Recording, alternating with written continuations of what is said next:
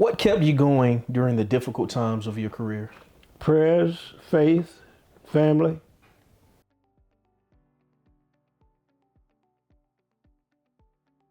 Good afternoon, everyone. This is Sergeant Tyler Tidwell with the South Carolina Highway Patrol, and I just want to introduce you all to someone very special, someone that has definitely paved the way for a lot of troopers, Mr. Tillman Millhouse.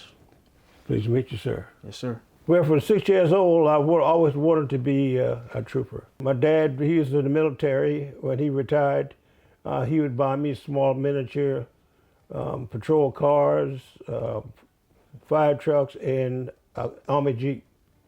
I'd always stick to the patrol car. And in the neighborhood, we had two patrolmen here, which I'll never forget. One is Herman Welch, and another trooper, a young trooper, Sonny Yarborough. Passing, whenever I see them in the yard, I would stop and talk to them. One day, my dad just stopped to Sergeant Welch and told him I was interested in seeing his car. He was excited, and he let me sit in the car. I started asking about the highway patrol.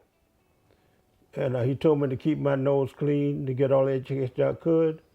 He said one day the highway patrol is going to have to hire blacks, which I didn't think so. When I was supposed to go to school in '70, it's the same day that I got the acceptance letter. My sister Patricia died, and she wanted to see me in the patrol so bad, but she never did get to see it. So I couldn't go that year because of the funeral arrangements all doing the same time I was supposed to go to class. And I went the very next year. And I enjoyed every minute of it. Okay, the South Carolina Highway Patrol Academy first was the last one at the old academy at the airport. It was the last class. It was cold, it was brutal, it was an old building. It was frightening, not knowing what to expect, being around people who you didn't know. And on Fridays, they had a board up with your Social Security number on it. And you check that board. If your Social Security number is not on there, you know it's time to leave. Everything in the law book was segregation back then. So we had to go through the law book and say, for instance, if it said it shall be legal for a white child to ride the same bus a black child. I use that as an example. We had to go in the law book, we had to delete that, redact that. Or if they said it should be unlawful for a black and white to get married, like that. Anything that pertained to segregation, we had to go and redact it out of the law book.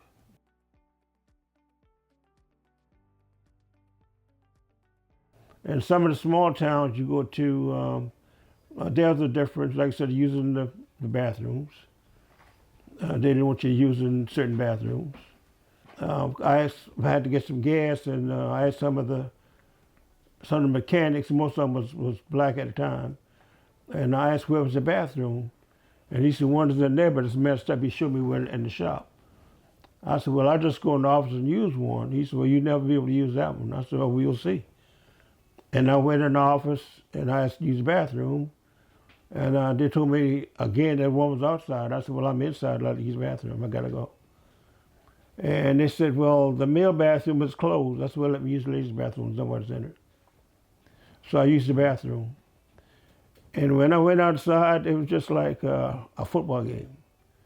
The blacks, they were cheering and jumped up and down because of what had just happened. What can you share with current and future troopers who want to have a successful law enforcement career?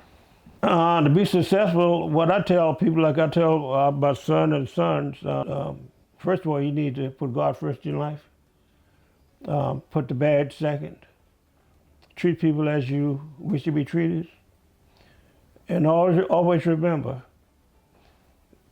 just because somebody commits a violation, that don't mean that they have to be persecuted. You can prosecute but not persecute. So the interaction that I had with the troopers as a young boy and in manhood, I had to be, and I'm proud I did. Yes, sir. I'm a trooper for life. Oh, yeah.